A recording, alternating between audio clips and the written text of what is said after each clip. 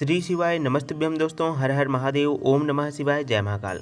दोस्तों आज के टाइम पर सभी माता पिता अपने बच्चों को लेकर के बहुत ही ज़्यादा परेशान रहते हैं। उनका बच्चा जो भी पढ़ता है वहाँ बिल्कुल भी याद नहीं होता है। अगर थोड़ा बहुत याद भी हो जाता है तो वहाँ एग्ज़ाम में जा कर के भूल जाता है। उनकी याद शक्ति बहुत ही ज़्यादा कमज़ोर है और आजकल के जो बच्चे हैं वहाँ बहुत ही ज़्यादा ज़िद्दी स्वभाव के हैं। बिल्कुल भी बात नहीं मानते हैं, कहना बिल्कुल भी नहीं मानते हैं और मोबाइल बहुत ज़्यादा चलाते हैं।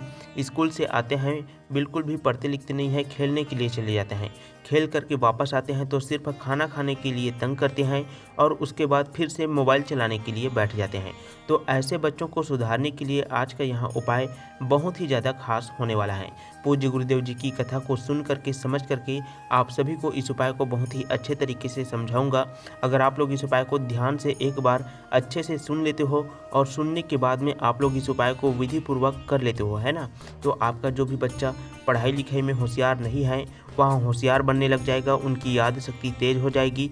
बच्चा दिन रात पढ़ने लग जाएगा और हर वर्ष पढ़ाई में भी अच्छे नंबर से पास होगा, क्लास में फर्स्ट आएगा। तो ऐसी उनकी स्थिति हो जाएगी अगर आप लोग इस उपाय को विधि पूर्वक कर लेते हो तो। लेकिन दोस्तों उपाय को करने से पहले आप सभी को उपाय को ध्यान से सुनना है, समझना है, उसके बाद ही आप लोगों को इस उपाय को करना है। जितनी भी माताएं इस वीडियो को देख रही हैं आप लोगों को इस उपाय को सिर्फ और सिर्फ एक बार जरूर करना ही चाहिए। बहुत ही आसान सा उपाय है और इस उपाय को करने के बाद में सबसे पहले यहाँ उपाय आपके बच्चे की याद शक्ति को बढ़ाने का काम करती है। तो चलिए दोस्तों हम डायरेक्ट उपाय को करने की विधि के बारे में बात करते हैं। तो इस उपाय के लिए पूज्य गुरुदेव जी ने चंदन का उपयोग करने के लिए कहा है। तो आप इस उपाय के लिए चाहें तो आप लाल चंदन ले सकते हैं या आपके घर में पीला चंदन है तो आप पीला चंदन का भी उपयोग कर सकते हैं।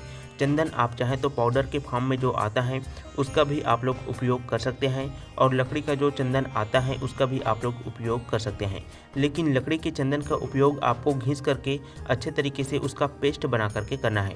तो दोस्तों इस उपाय के लिए आपको चंदन के साथ में 1 लोटा जल लेना है और इन दोनों सामग्रियों को लेकर के आपको अपने आसपास के भोलेनाथ जी के शिवलिंग के पास में पहुंच जाना है। और इस उपाय को आप लोगों को अपने घर पर बिल्कुल भी नहीं करना है। आप जैसे ही चंदन और 1 लोटा जल को लेकर अपने आसपास के भोलेनाथ जी के मंदिर में पहुंचते हैं तो सबसे पहले आपको मंदिर में उपस्थित सभी देवी देवताओं को प्रणाम कर लेना है। प्रणाम करने के बाद में आपको शिवलिंग के पास में पहुंच जाना है और शिवलिंग के पास में पहुंचने के बाद में आपको उत्तर दिशा की तरफ मुख करके खड़े हो जाना है या फिर शिवलिंग के पास में आपको बैठ जाना है। अब सबसे पहले आपको चंदन के पेस्ट को श्री शिवाय नमस्तुभ्यम मंत्र का जाप करते हुए मन ही मन मंत्र का स्मरण करते हुए चंदन के पेस्ट को शिवलिंग के कटी वाले भाग में अच्छे तरीके से आपको लगा देना है। और इस उपाय को करते समय आपको अपने बच्चे को साथ में लेकर के जरूर जाना है। जो भी माताएं इस उपाय को कर रही हैं उनको अपने बच्चे को साथ में लेकर के जाना ही जाना है, तभी यहाँ उपाय 100% लाभकारी होगा और सही से काम करेगा।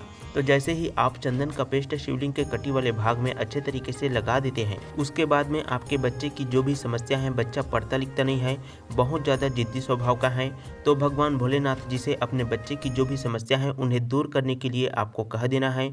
उसके बाद में शिवलिंग के ऊपर जो चंदन लगा हुआ है उसको थोड़ा सा किसी कटोरी में अपने हाथों से या उंगली से निकाल लेना है और उसके बाद में आपको श्री शिवाय नमस्तुभ्यम मंत्र का जाप करते हुए 1 लोटा जल को धीरे धीरे करके समर्पित कर देना है और चंदन का जो पेस्ट आपने शिवलिंग के ऊपर में लगाया हुआ है उसे अच्छे तरीके से आपको साफ कर देना है, धो देना है।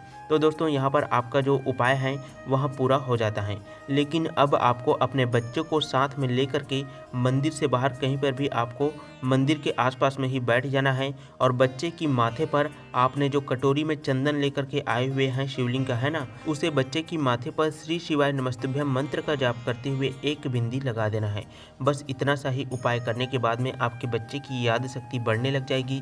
बच्चा पढ़ता लिखता नहीं है तो वहाँ पढ़ने लग जाएगा, उनकी याद शक्ति बहुत ही ज़्यादा तेज हो जाएगी, बच्चों के स्वभाव में परिवर्तन होने लग जाएगा और बच्चे का मन जो है वो दिन रात पढ़ाई में लगने लगेगा। तो दोस्तों इस प्रकार से गुरु जी के बताए हुए चंदन के उपाय को आप लोग जरूर करें। आपके बच्चे से संबंधित जो भी परेशानी है, जो भी समस्या है, वह इस उपाय को करने के बाद में लगभग 1 से 1.5 महीने में ही आपके बच्चे की जो भी समस्या है वह दूर होने लग जाती है।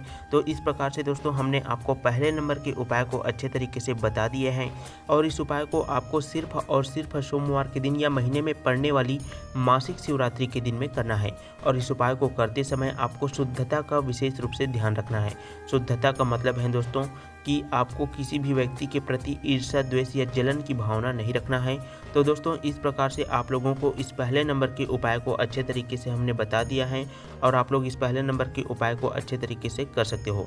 अब दोस्तों हम बात करते हैं अपने दूसरे नंबर के उपाय के बारे में, और यह भी उपाय बच्चों के मानसिक तनाव को, मतलब मानसिक तनाव से संबंधित जो भी समस्या है उन सभी समस्याओं को बहुत ही जल्दी दूर कर देता है। और यह उपाय भी बहुत ही ज़्यादा सरल है, कोई भी व्यक्ति इस उपाय को आसानी से कर सकता है। इस उपाय को भी आप लोगों को अपने बच्चों को सुधारने के लिए ज़रूर करना ही चाहिए। इस उपाय के लिए दोस्तों आपको लाल चंदन का उपयोग करना है और उसका पेस्ट बना करके आपको अपनी तीनों उंगलियों में लगा लेना है ना।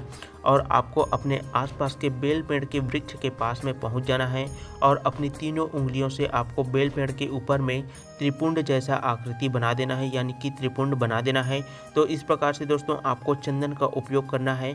अब जैसे ही आप बेल पेड़ के ऊपर में त्रिपुंड बना देते हैं, चंदन लगा देते हैं, उसके बाद में आपको अपने हाथ को धोना नहीं है। अब आपको उसी हाथ से आपको अपने आसपास के शिवलिंग के पास में पहुंच जाना है और शिवलिंग के ऊपर में तीनों उंगलियों से आपको त्रिपुंड बना देना है। उसके बाद में दोस्तों आपको श्री शिवाय नमस्तुभ्यम मंत्र का स्मरण जरूर करना है। अब आपको अपने उसी हाथ से आपका बच्चा जहां पर भी सोता है या आपका बच्चा जहां पर भी पढ़ाई लिखाई करता है उस कमरे में आपको चले जाना है और कहीं पर भी आपको छोटी सी बिंदी आपको अपने बच्चों के आसपास में लगा देना है। आपका बच्चा जहां पर भी पढ़ता लिखता है या कोई भी काम करता है या जिस भी रूम में वहां आराम करते हैं उस रूम में जा कर के आपको कहीं पर भी बताए गए इस उपाय को ज़रूर आपको करना है। इस उपाय को करने के बाद में आपको सफलता जरूर मिलेगी। आपके बच्चे की मानसिक तनाव से संबंधित हर प्रकार की समस्या इस उपाय को करने के बाद में 1 से 1.5 महीने में ही दूर हो जाएगी। तो इस प्रकार से दोस्तों इस उपाय को मैंने आप सभी को बहुत ही अच्छे तरीके से समझाने का पूरा प्रयास किया है। गुरुजी ने इस उपाय को अपनी अभी की ही कथा में इस उपाय को बताया है। यदि आपको कुछ भी बात समझ में नहीं आया है तो आप हमें कमेंट करके ज़रूर ही पूछ सकते हैं। तो दोस्तों भगवान भोलेनाथ जी के उपायों को अच्छे तरीके से जानने के लिए, प्रदीप जी मिश्रा गुरु जी के बताए हुए उपाय को सही तरीके से समझने के लिए आप हमारे चैनल को सब्सक्राइब जरूर कीजिएगा और कमेंट बॉक्स में भगवान भोलेनाथ जी का कोई सा भी प्यारा नाम या भगवान भोलेनाथ जी का मंत्र श्री शिवाय नमस्तुभ्यम कमेंट बॉक्स में ज़रूर लिखिएगा।